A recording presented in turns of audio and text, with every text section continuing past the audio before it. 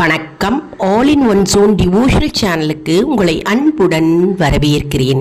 இன்னைக்கு நம்மளுடைய சேனலில் நம்முடைய வாழ்க்கையில் இருக்கின்ற தோஷங்கள், அந்த தோஷங்களுக்கு ஏற்ற பரிகார ஸ்தலமான எந்த கோவில் அப்படின்றத தான் முழு விவரமாக பார்க்க போகிறோம்.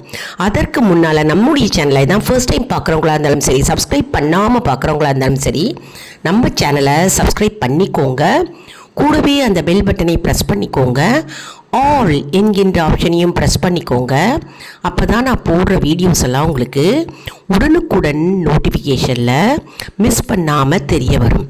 சரி, வாங்க இப்போ நம்ம வீடியோக்குள்ளே போகலாம். ஸ்கிப் பண்ணாமல் முழுமையாக பாருங்கள். அப்போ தான் எந்த கோவிலில் நம்மளுடைய பரிகார ஸ்தலமான நம்முடைய தோஷங்களை நீக்கக்கூடிய கோவிலை பற்றி நம்ம பார்க்கலாம். மற்றும் பாவம் அப்படின்னா என்ன, மற்றும் தோஷம் அப்படின்னா என்ன, அது எப்படி ஏற்படுகிறது அப்படின்றத முழு விவரமாக பார்க்கலாம். இப்போ நம்ம வாழ்க்கையில் பார்த்தோம்னா நமக்கு தெரிந்தோ தெரியாமலோ, அறிந்தோ அறியாமலோ பல பாவங்களை நம்ம செஞ்சிருக்கலாம்.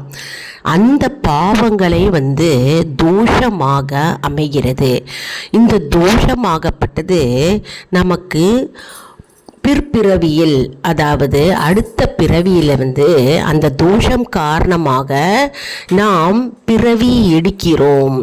அதனால் தோஷங்கள் பல வகைப்படுகிறதுங்க.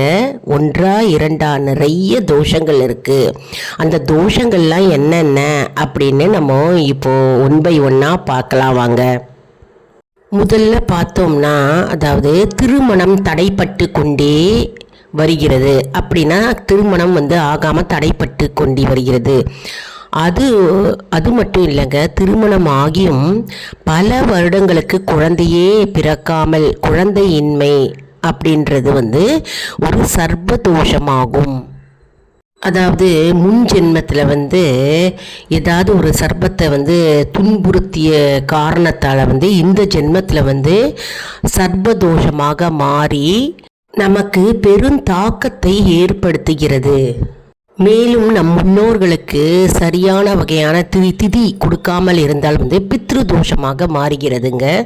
மேலும் பிரம்மஹத்தி தோஷம் நாம் யாரையாவது கொலை செய்திருந்தால் மற்றும் கொடிய பாவங்கள் நம்ம செஞ்சிருந்தால் அது பிரம்மஹத்தி தோஷம் என்று அந்த தோஷம் நமக்கு ஏற்படுகிறது. மேலும் குடும்பத்தில் சுமங்கலியாக இறந்த பெண் இருந்தால், அதாவது அவங்களுக்கு சுமங்கலி பூஜை வருடா வருடம் செய்ய வேண்டும். அப்படி செய்யாமல் இருந்தால் அது சுமங்கலி தோஷம் என்று அழைக்கப்படுகிறது. மற்றும் தோஷத்திலேயே மிக கொடிய தோஷம் பிரம்மஹத்தி தோஷம் என்றே ஆகுங்க. மாங்கல்ய பூஜை வருடா வருடம் செய்யணுங்க. அப்படி மாங்கல்ய பூஜை செய்யலை அப்படின்னா அது மாங்கல்ய தோஷமாக மாறுகிறது.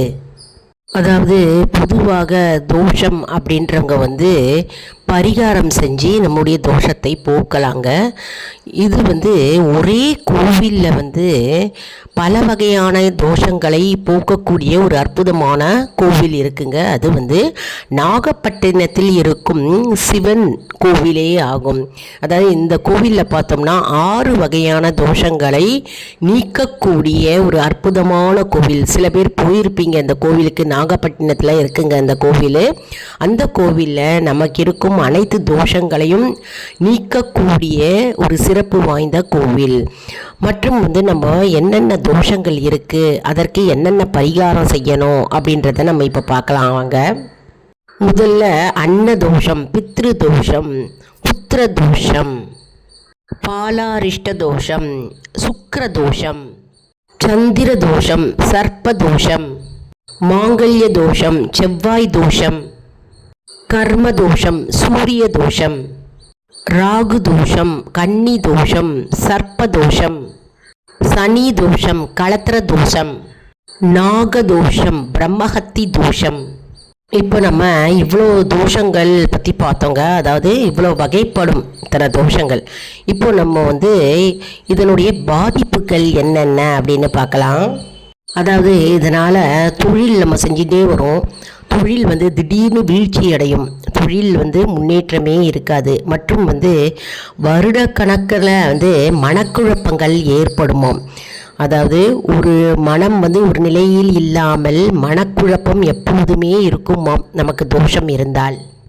மற்றும் வந்து செய்யாத தவறுக்கு வந்து தண்டனை நமக்கு கிடைத்தல், திருமண பாக்கியம் ஏற்படாமல் போகுதல், மற்றும் வந்து திருமணம் வந்து தள்ளி போய்கிட்டே இருக்கிறது, குழந்தை பாக்கியம் இல்லாமல் போவது மற்றும் தள்ளி போய்கொண்டே இருப்பது.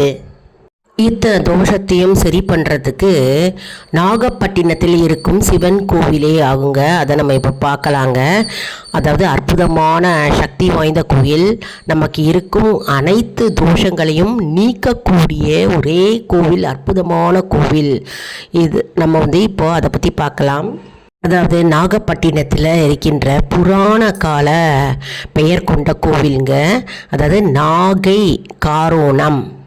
இத்தலம் ஈஸ்வரனின் பெயர் வந்து காயா ரோகணேஸ்வரர் ஆவார். அன்னையின் பெயர் வந்து நீலாயதாட்சி என்னும் கருந்தடக்கண்ணி என்று பெயராகும். இதில் பார்த்தோம்னா அர்த்தம் என்னம்னா, அதாவது காயம் அப்படின்னா உடல், ஆரோகணம் அப்படின்னா உடம்போடு சேர்த்து அணைத்து கொள்ளுதல் என்று அர்த்தமாகும். அதாவது இந்த கோவிலில் பார்த்தோம்னா இங்குள்ள ஈஸ்வரன் என்ன செஞ்சாராம், மகரிஷியுடைய உடலை வந்து தன்னுடைய சிவலிங்கத்து திருமேனியோட சேர்த்து அணைத்து கொண்டாராம். அதனால் இவருக்கு காயாரோகணர் என்று பெயர் மற்றும் காயாரோகணேஸ்வரர் என்றும் பெயர் வந்தது. இந்த கோவிலில் பார்த்தோம்னா என்னென்ன தோஷத்துக்கு என்னென்ன பரிகாரம் அப்படின்னு நம்ம இப்போ பார்க்கலாம். அதாவது இந்த கோவிலில் இருக்கிற நந்திக்கு வந்து மாலை, அருகம்புல்லால் மாலை போடணும். மற்றும் வந்து இந்த கோவிலில் இருக்கிற அம்பிகைக்கும் சிவபெருமானுக்கும் மற்றும் நந்திக்கும் தேன் அபிஷேகம் செய்ய வேண்டும். மற்றும் 5 நெய் தீபங்கள் ஏற்ற வேண்டும். மற்றும் 5 சந்தனாதி தைலம் தீபம் வந்து ஏற்றி வழிபட்டால் கண் சம்பந்தப்பட்ட நோய்கள் வந்து நீங்கும். அது மட்டும் இல்லைங்க, கண் திருஷ்டி தோஷங்கள் வந்து அப்படியே நீங்கும் என்று நம்பிக்கையாக இருக்கிறது. மற்றும் இந்த கோவிலில் பார்த்தோன்னா ஈஸ்வரனுக்கு பின்னாடி வந்து ஒரு தனி மாடம் இருக்குது. அந்த மாடத்தில் வந்து சிவனும் அம்பிகையும் நடுவில் முருகப்பெருமான் வீற்றிருக்கிறார். அற்புதமான கோலம். இந்த கோலத்தை வந்து நம்ம தரிசித்தால், அதாவது குழந்தை இல்லாதவர்களுக்கு கண்டிப்பாக குழந்தை பாக்கியம் கிட்டும் என்பது நம்பிக்கையாகும்.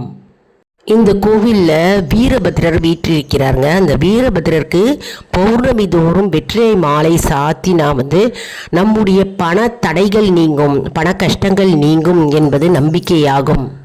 மற்றும் பண தோஷங்கள் நீங்கும். இந்த கோவிலில் இருக்கின்ற பைரவ பெருமாளை நம்ம தரிசனம் செஞ்சு பைரவருக்கு வந்து நம்ம புஷ்பங்களால் அர்ச்சனை செய்தும் மற்றும் 9 தீபங்கள், நெய் தீபங்கள் ஏற்றி நம்ம வழிபட்டால் நம்முடைய தோஷங்கள் நீங்கும் என்பது நம்பிக்கையாகும். பைரவ பெருமாளை வந்து அஷ்டமி தோறும் வெள்ளி தோறும் நம்ம தரிசனம் செய்யணுங்க. தரிசனம் செஞ்சு நம்ம வந்து வாசனை மலர்களால் வந்து அர்ச்சனை செய்யலாம். மற்றும் வந்து மாலைகள், நறுமணம் கொண்ட மாலைகளை அணிவித்து நம்ம நெய் தீபம் போட்டுட்டே வந்தாக்க, அதாவது அஷ்டமி தோறும் நம்ம இந்த மாதிரி செஞ்சுட்டே வந்தால் நம்முடைய தோஷங்கள் அனைத்தும் நீங்கும் என்று கூறப்படுகிறது. இந்த கோவிலில் இருக்கின்ற சனி பகவான் வந்து தசரதரால் வந்து பிரதிஷ்டை செய்யப்பட்டவர். அதனால் இந்த சனி பகவானுக்கு நம்ம வந்து 9 விளக்குகள் ஏற்றி நம்ம வழிபட்டால் நம்முடைய சனி தோஷங்கள் நீங்கும் என்பது நம்பிக்கையாகும். மற்றும் இந்த கோவிலில் இருக்கின்ற ஈசனுக்கு வந்து சிவபெருமானுக்கு வந்து வில்வ இலை மாலை அணிவித்து வில்வ இலைகளால் அர்ச்சனை செய்து மற்றும் வந்து விளக்குகள் ஏற்றி நாம் வழிபட்டால் நம்முடைய தோஷங்கள் அனைத்தும் நீங்கும். மற்றும் நம்முடைய நாகதோஷம் மற்றும் சர்பதோஷம் நீங்கும் என்பது ஐதீகம். அதாவது நாகலிங்கம் பூ இருந்ததுன்னா அந்த நாகலிங்கம் பூவும் வில்வ இலையும் கொண்டு நம்ம சிவபெருமானை அர்ச்சனை செய்யலாம். அதாவது சிவராத்திரி தோறும் நம்ம செஞ்சுட்டு வந்தால் நம்முடைய நாகதோஷம் நீங்கும் என்பது நம்பிக்கை. அதனால் 6 வகையான தோஷங்களை நீக்கக்கூடிய ஒரே கோவிலாக நாகப்பட்டினத்தில் இருக்கின்ற சிவன் கோவிலுங்க. இந்த கோவிலுக்கு நிறைய பேர் போயிருப்பீங்க. இது பரிகார ஸ்தலமாக விளங்குகிறது. அப்படி போகாதவங்க கூகுளில் போய் நாகப்பட்டினத்தில் இருக்கின்ற சிவன் கோவில் அப்படின்னு டைப் அடிச்சிங்கனாலே உங்களுக்கு சிவபெருமானுடைய கோவில் காட்டும், லொக்கேஷனும் காட்டும். கோவிலுக்கு எப்போல்லாம் டைம் இருக்கும்போது விடுமுறை நாட்களில் குடும்பத்தோடு சென்று சிவபெருமானுடைய அருளை நாம் அனைவரும் பெறுவோம் மற்றும் நம்முடைய தோஷங்களை அனைத்தும் நீக்கக்கூடிய ஒரே ஒரு அற்புதமான கோவில். அதனால் பகவானுடைய அருளை நாம் பரிபூர்ணமாக பெறுவோம். அதாவது நாகப்பட்டினத்தில் இருக்கின்ற காயரோகணேஸ்வரர் கோவில் அப்படின்னு போட்டாலே உங்களுக்கு கிடைக்குங்க. நல்லா அற்புதமான கோவில். எல்லாரும் போய் பார்த்து தரிசனம் செஞ்சு நம்மக்கிட்ட இருக்கின்ற அனைத்து தோஷங்களையும் நாம் நீக்கி பகவானுடைய பரிபூர்ண அருளை நாம் அனைவரும் பெறுவோம். அதாவது நம்ம இந்த வீடியோவில் என்ன பார்த்தோன்னா, நமக்கு என்னென்ன தோஷங்கள் இருக்கிறது, எப்படி அந்த தோஷங்கள்லாம் நமக்கு வருது மற்றும் அதனுடைய விளைவுகள் என்ன அப்படின்னு பார்த்தோம். மற்றும் அதற்கு என்ன பரிகாரம் அப்படின்னும் பார்த்தோம். அந்த பரிகார ஸ்தலம் எங்கே இருக்கிறது, அனைத்து தோஷங்களுக்கும் ஒரே பரிகார ஸ்தலமான நாகப்பட்டினத்தில் இருக்கும் சிவன் கோவிலே ஆகும் அப்படின்னு நம்ம இன்னைக்கு முழு விவரமாக பார்த்தோம். இந்த வீடியோ உங்களுக்கு மிகவும் பயனுள்ளதாக இருக்கும் என்று நான் நம்புகிறேன். இந்த வீடியோவுக்கு ஒரு லைக் கொடுங்க. இதை மற்றவர்களுக்கும் ஷேர் செய்யுங்கள், அவர்களும் பலனடையட்டும். மேலும் ஆல் இன் ஒன் ஜோன் அன்பர்களுக்கு ஒரு அன்பான வேண்டுகோள், நம்முடைய கம்யூனிட்டி போஸ்டில் கேள்வி பதில் நேரம் வருங்க. அந்த கேள்விகளுக்கு பதில் தாங்க. இதன் மூலம் நம்முடைய ஆன்மீக பயணம் எப்படி இருக்கிறது என்பதை நாம் தெரிந்து கொள்ளலாம் இல்லையா? இது சப்ஸ்கிரைப் செய்தவர்களுக்கு மட்டுமே தெரிய வரும். அதனால் நம்முடைய சேனலை மறக்காமல் சப்ஸ்கிரைப் செய்து கொள்ளுங்கள். அடுத்த வீடியோவில் வேறொரு தலைப்புடன் உங்களை சந்திக்கிறேன். நன்றி, வணக்கம்.